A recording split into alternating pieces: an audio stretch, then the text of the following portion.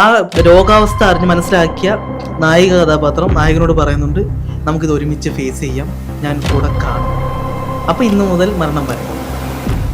അതായത് ഈ ഇടയ്ക്ക് ഇപ്പോൾ ഒരു വളരെ വലിയൊരു വ്യൂവർഷിപ്പ്, വലിയൊരു മാസ് വ്യൂ ഉള്ള ഒരു ചാനലാണ് ജിസ്മ വിമൽ എന്ന് പറയുന്ന ഒരു ചാനൽ.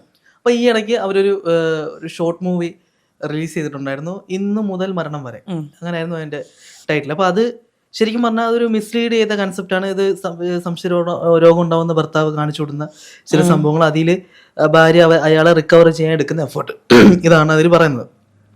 ഇതിന്റെ പ്രശ്നം എന്താണെന്ന് വെച്ച് കഴിഞ്ഞാൽ ഒരിക്കലും ഇത് പോസിബിൾ ആയിട്ടുള്ളൊരു കാര്യമല്ല, മാറുന്ന കാര്യമല്ല ഇത്.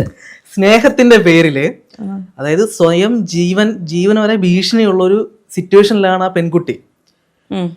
അപ്പോൾ അയാളുടെ കൂടെ ജീവിക്കുക എന്നുള്ളത് ലോങ് പ്രോസസ് ആയിട്ടുള്ള ഒരു കാര്യമാണ്, അയാളെ തിരിച്ചെത്തിക്കുക എന്നുള്ളത്. അപ്പം അത്രയും കാലം കൂടെ ജീവിക്കണം, ഇവർക്ക് എന്ത് വേണമെങ്കിലും ഉണ്ടാവാം.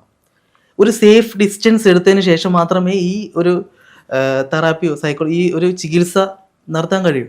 പക്ഷെ അതിനകത്ത് അവർ പറയുന്നത് മറ്റൊരു രീതിയിലാണ്.